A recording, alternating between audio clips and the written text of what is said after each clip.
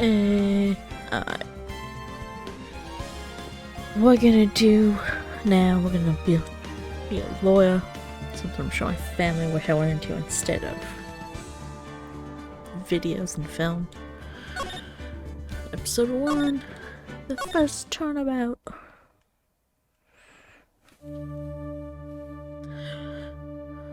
Gasp! Gasp!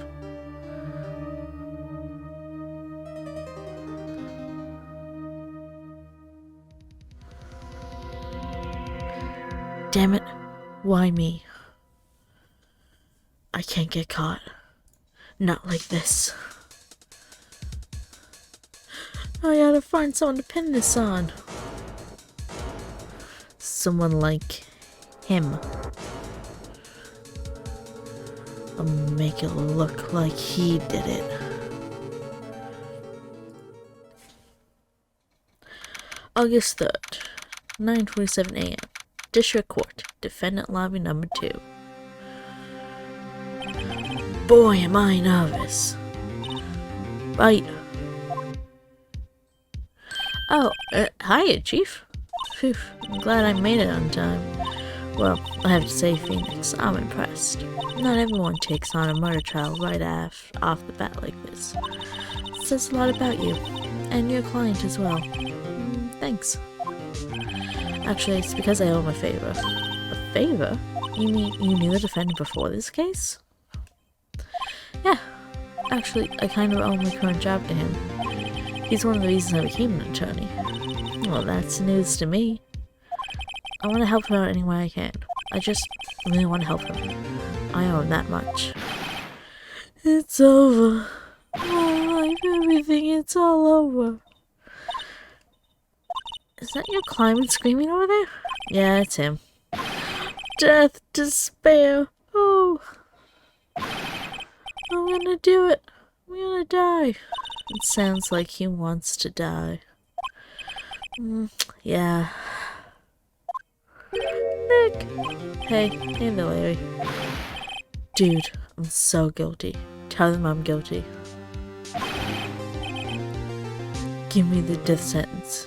I ain't afraid to die. What? What's wrong, Larry? Oh, it's all over. I'm finished. Finished! I can't live in a world without her. I can't. Who took her away from me, Nick? Who did this? Oh, Nick, you gotta tell me. Who took my baby away? The person responsible for your girlfriend's death? Newspapers say it was you.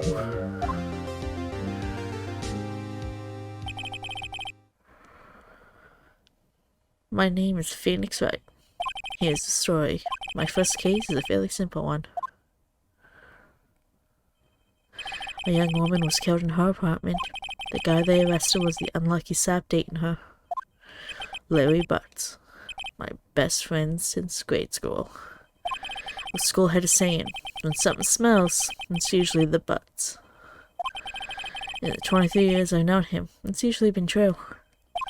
He has a knack for getting himself in trouble. One thing I can say though, it's usually not his fault. He just has terrible luck. But I know better than anyone that he's a good guy at heart. That, and I owe him one, which is why I took the case to clear his name. And that is just what I'm gonna do.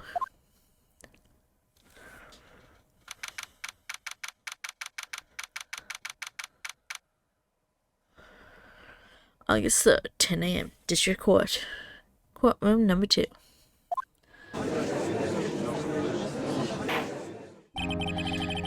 Court is now in session for the trial of Mr. Larry Butts. Prosecution is ready, Your Honor. The, defense is ready, Your Honor. Mr. Wright, this is your first trial, is it not? Yes, Your Honor. I'm a little nervous. Your conduct during this trial will decide the fate of your client. Murder is a serious charge. For your client's sake, I hope you can control your nerves. Thank you, Your Honor. Mr. Wright, given the circumstances, I think we should have a test to ascertain your readiness. Yes, Your Honor. Hands shaking, eyesight fading. The test will consist of a few simple questions. Answer them clearly and concisely. Please state the name of the defendant in this case. The defendant? Well, let's tell you what, Your Honor. Correct. Just keep your wits about you and you'll do fine. Next question. This is a murder trial. Tell me, what's the victim's name? Phew, I know this one. Glad I read over the case report cover so many times. It's... wait, no, I forgot. I'm trying to draw a blank here. Phoenix, you absolutely sure you're up to this? I don't even know the victim's name. Oh, the victim. Of course, I know the victim's name. Just forgot, temporarily. I think I feel a migraine coming on. Look. The victim's name is listed in the court record. Just press the R button to check at any time. Okay? Remember to check it often. Do it for me, please. I'm begging you. Mr. Wright, who's the victim in this case?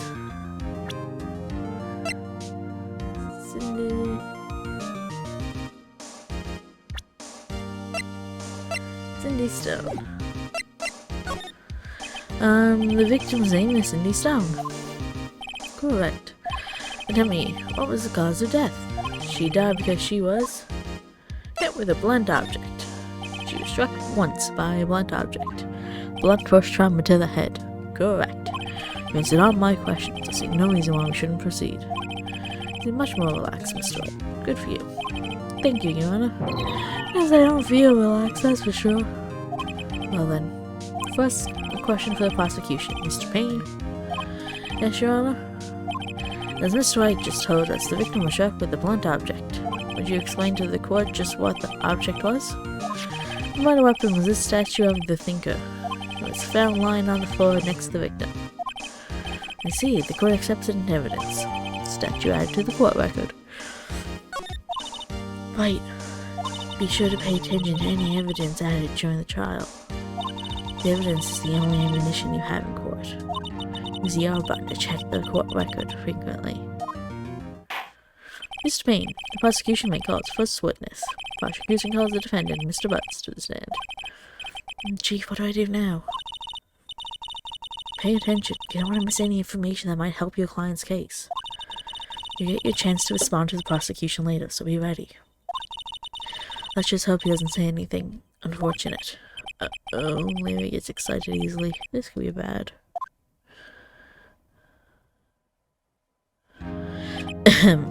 Mr. Butts, is it not true that the victim had recently dumped you? Hey, watch it, buddy. We were great together. We were Romeo and Juliet. Cleopatra and Mark Anthony. No happy endings for either of those. Didn't they all die? I wasn't dumped. She just wasn't taking my phone call, so seeing me ever. What's it to you anyways? Mr. Butts, what you described is generally what we mean by dumped. In fact, she had completely abandoned you and was seeing other men. She had just returned from overseas with one of them the day before the murder. What do you mean, one of them? Lies, all of it, lies. I don't believe a word of it. Your Honor, the victim's passport. According to this, she was in Paris until the day before she died. Passport added to the court record. Indeed. She appears to have returned the day before the murder. Dude, no way. Victim was a model, but did not have a large income. It appears that she had several sugar daddies. Daddies? Sugar? Yes, older men who gave her money and gifts. She took the money and used to support a lifestyle. Dude. You can clearly see what kind of woman this Miss Stone was. Does mean she deserved to be murdered. Tell me, Mr. Butts, what do you think of her now? Right. I don't think you want me to answer that question. Yeah, Larry has a way of running his mouth in all the wrong directions. Should I? Objection!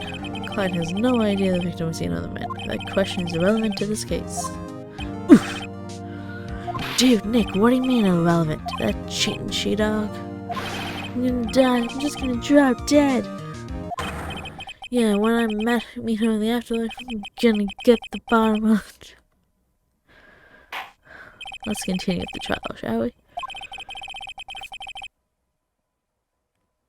I believe the accused motive is clear to everyone. Yes, quite. Oh boy, this is not so good looking. Looking good. I can't read. Next question. You went to the victim's apartment on the day of the murder, did you not? Well, did you or did you not? Well, maybe I did. Maybe I didn't. Uh-oh, he went. What do I do? Stop him from answering. I'll send him a signal. Lie like a dog. And we'll see, it's like this. I don't remember. You don't remember? Well then, we'll just have to remind you. Got a bad feeling about this. We have a witness that can prove he did go to the victim's apartment that day. Well, that simplifies matters. Who's your witness? The man who found the victim's body.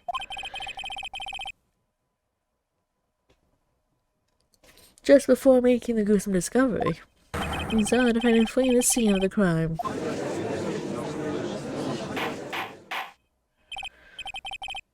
Order! Order in the court! Mr. Payne, the prosecution may call its witness. Yes, Your Honor. This is bad. On the day of the murder, my witness was selling newspapers at the victim's buildings. Please bring Mr. Frank Shawit to the stand. Oh, he seems so easy. Mr. Shawit, you sell newspaper subscriptions, is this correct? Oh yes. Newspapers, yes. Mr. Shawit, you may proceed with your testimony. Please tell the court what you saw on the day of the murder. Witness testimony. I was going door to door. This is selling subscriptions when I saw a man fleeing an apartment. I thought he must be in a hurry because he left the door half open behind him. Thinking it strange, I looked inside the apartment, and I saw lying there a woman, not moving, dead. I quailed in fright and found myself unable to go inside. I had to call the police immediately. However, the phone in her apartment wasn't working. Went to a nearby park and found a public phone. I remember the time exactly. It was 1 p.m. The man who ran was, without a doubt, the defendant sitting right over there.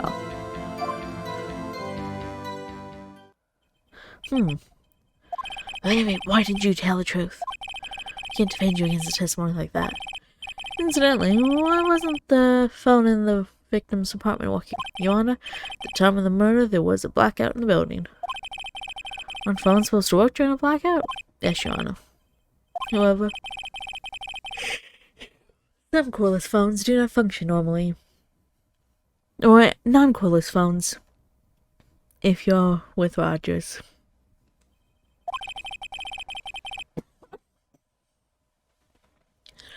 The phone that Mrs. Schwitt used was one of those. Your Honor, I have a record of the blackout for your perusal. Blackout record added to the court record. Now, Mr. Wright. Yes, Your Honor. You may begin your cross-examination. Cross-examination, Your Honor? Alright, this is it. Real deal. What exactly am I supposed to do? Why, you exposed the lies in the testimony the witness just gave. Lies? What? He was lying? Your client is innocent, right? Then that witness must have lied in his testimony. Or is your client really guilty? How do I prove he's not? You hold the key, it's in the evidence. Compare the witness testimony to the evidence at hand. There's bound to be a contradiction in there. First, find contradictions between the court record and the witness testimony. Then, if you find the contradicting evidence, present it and rub it in the witness's face. Okay, open the court record with the R button and point out contradictions in the testimony.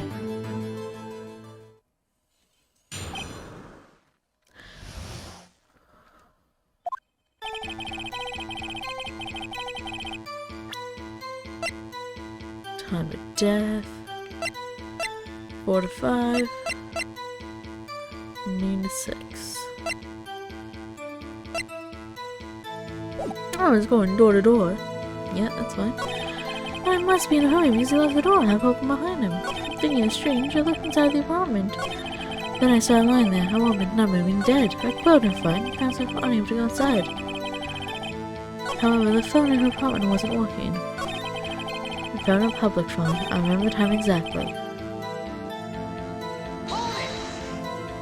Why? 1 p.m. are you certain? Yes, absolutely. I'm really confident. 1 p.m.?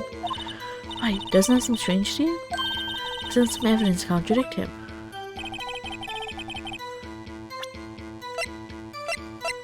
Yeah, no, bud. She was dead then. Objection! You found the body at 1 p.m.? You're sure? Yes, it was 1 p.m. for certain. Frankly, I find that hard to believe. Your statement directly contradicts the autopsy report. The autopsy notes the time of death at sometime after 4 p.m. There's no body to find at 1 p.m. I explain this 3-hour gap. Oh, that, this is trivia. The witness merely forgot the time. After his testimony, I find that hard to believe. Mr. Sherwood? Why are you so certain that you found the body at 1 p.m.? Well, gee, that's a really good question. Great job, right? We'll put him on the spot. That's all you have to do. Point out contradictions. Lies always beget more lies. See through one, and the whole story falls apart. Wait, I remember now. Would you care to give your testimony again? The time of discovery. You see, when I found the body, I heard the time. There was a voice saying the time. It was probably coming from the television. Oh, but it was through. I guess the victim must have been watching a video of a taped program. So I thought it was 1 p.m. Terrible sorry about the misunderstanding. How could the TV be on during a blackout? Right, you know what to do. You got this one. Time of discovery.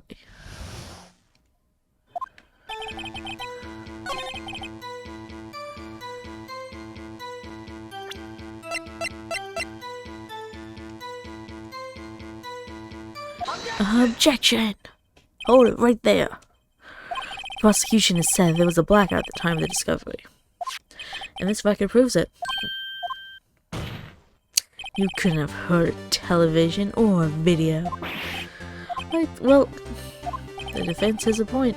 Do you have an explanation for this, Mr. Sherwood? No, I find it quite puzzling myself. Right. Aha! Wait, I remember now, Mr. Sherwood. The court would prefer to hear an accurate testimony from the very beginning. These consistent contradictions are harming your credibility. That and you seem rather distraught. My apologies, Your Honor. It must have been the shock of finding the body. Very well, Mr. Sherwood. Let's hear your testimony once more, please.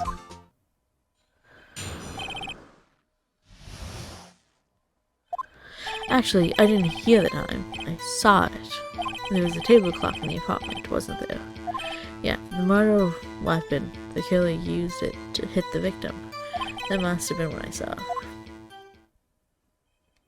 You saw a clock? I guess that'll explain it. The defense may cross-examine the witness. Gladly. Hearing the time.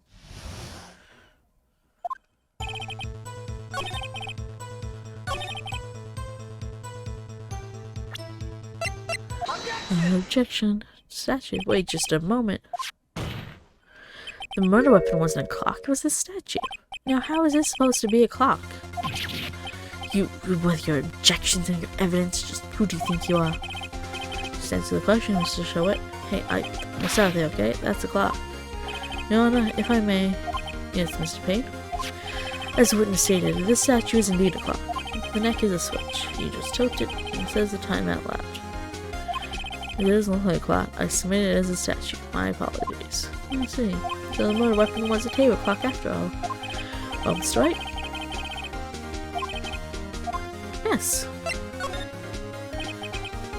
This gasping home witness. The only way he could have known about the clock was to hold it in his hand. The witness testified that he never entered the apartment. Clearly a contradiction. Indeed. The witness knew it was a clock because he went into the apartment. You're lying. You were inside the apartment on the day of the murder. Oh yeah? Prove it. Prove I went in there. I'll do better than that. I can prove you're the one who killed her. You struck her with the clock, and the shock of the blow triggered the clock's voice. That was the sound you heard. Order of the court. Intriguing. Please continue, Mr. Wright. Yes, Your Honor.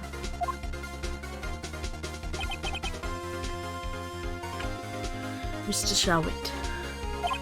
The sound must have left quite an impression on you. Understandable, since the murder weapon just spoke as you hit the victim. That voice was burned into your mind. That's why you were so certain about the time. What's the meaning of this? This is all baseless conjecture. Baseless? Just look at the witness's face. Go. The witness care to elaborate? Did you strike the victim with the clock? I never. Look, the clock. I heard. No, I mean, I saw the. Ugh. Shut up. I hate you. It was him, I tell you. I saw him. He killed her and should burn. Give him death. Order in the court, I say. Your Honor, a moment, please. This isn't a shred of evidence supporting the defendant's claims, Mr. Wright. Your Honor, you claim the sound clock. Do you have any evidence? Your Honor, it's definitely this clock.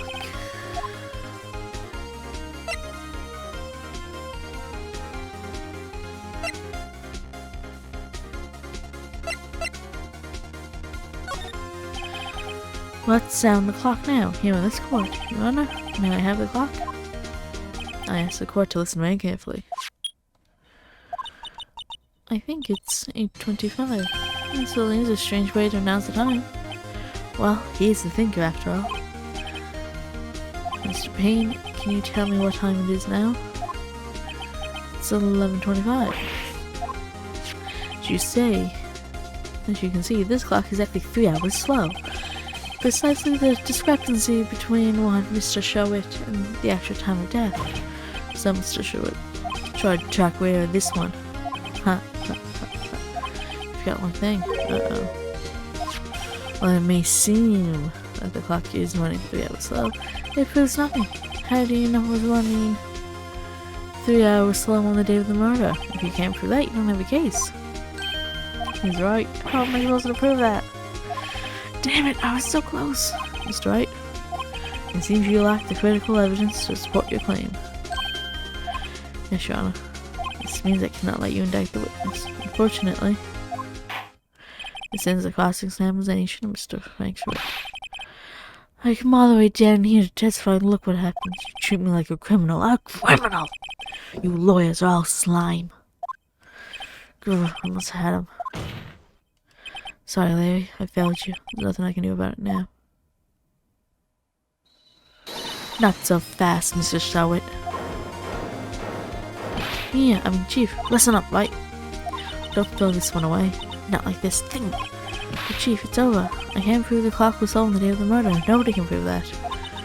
Well, yes. Well, that doesn't mean you can't still win. Try thinking out of the box. Don't waste time double-checking the facts. Assume the clock was 3 hours slow and think through it. Ask yourself, why was the clock 3 hours slow? Figure out the reason, you'll have your proof. Right? Can you think of a reason as to why the clock would be slow? Yes. Maybe I can prove it. Man, must have evidence somewhere that can prove it. Fine, and let them have it. Well, Mr. Wright, you say the clock was already running slow on the day of the murder? Have you found evidence to support this claim? Of course. This is a piece of beyond a doubt. Tough ones, you pull this one off. It's got a passport. Victim had just returned home from abroad the day before the murder.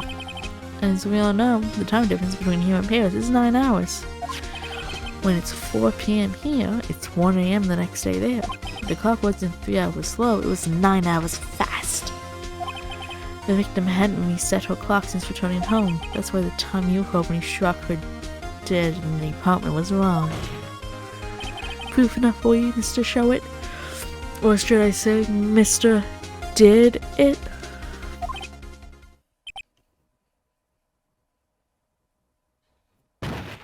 I think we killed him. Order! Order, I say. Well, this case has certainly turned out differently than we all expected. Mr. Payne, your witness. He was arrested and has been taken away, Your Honor. Very well, Mr. Wright. Yes, Your Honor. I have to say, I'm impressed. I don't think I've ever seen someone complete a defense so quickly. And find the true culprit at the same time. Thank you, Your Honor. At this point, this is only formality, but this court finds the defendant, Mr. Larry Butts, not guilty.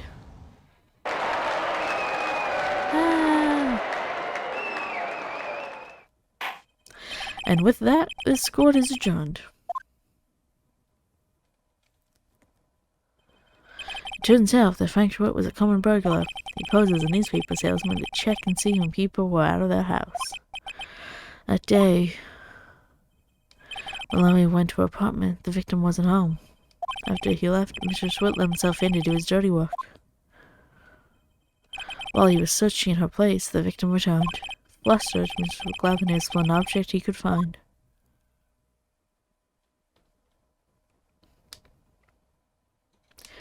August 3rd, 2:32 p.m. District Court, Defense Lobby number 2. Phew. Still can't believe we won. Right. Good job in there. Congratulations. Thanks, Chief. I owe it all to you. Not at all. Not at all. You fought your own battles in there. It's been a while since I've seen the trial end on such a satisfying note. Never seen the Chief looking this happy. If she's this glad, imagine how Larry must feel. My life is over. Larry, you're supposed to be happy. What's wrong now? Oh, Nick. Don't worry about me. I'll be dead and gone soon. Good. Wait, no, I mean bad. Bad. Wait, you're innocent. The case is closed. But my Cindy Wendy's gone, man. Gone forever.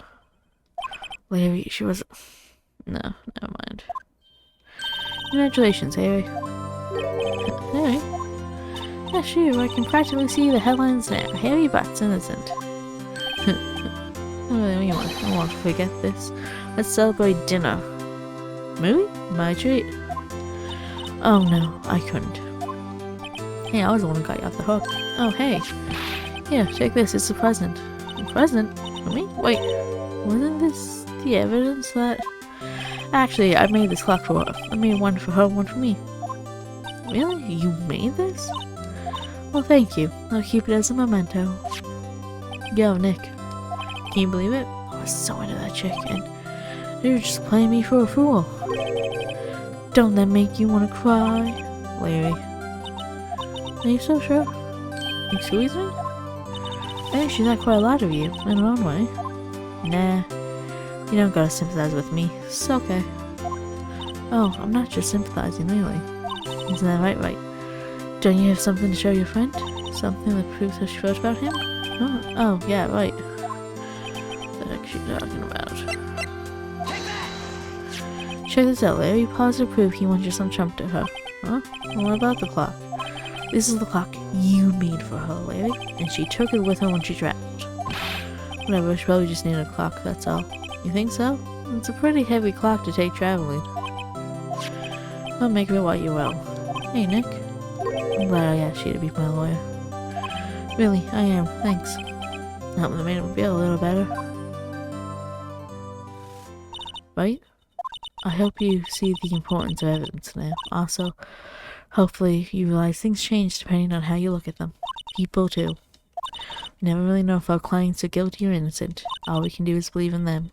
And in order to believe in them, you have to believe in yourself. Right? Listen, learn, grow strong. Never let go of what you believe in. Never. Well, I think our work here is done. Shall we be off? Yeah, I guess so. So how about dinner on me? We'll drink your toast to innocent butts. Yeah. Oh, speaking of Harry, you were saying part of why you became a lawyer was because of him. Yeah, part at least. You have to tell me more about it sometime, maybe over drinks? And so, my first trial came to a close. Larry slapped me on the back and said, "Gee, Nick, it's good to have friends." But I'm pretty sure he's not going to pay us. Unless you count the clock he gave me. I didn't know it then, but that clock was soon going to be the center of another incident. And my promise to tell the chief about me and Larry would be one promise I wouldn't be able to keep. The end. Don't forget to like, subscribe, and hit the notification bell if you want to see updates.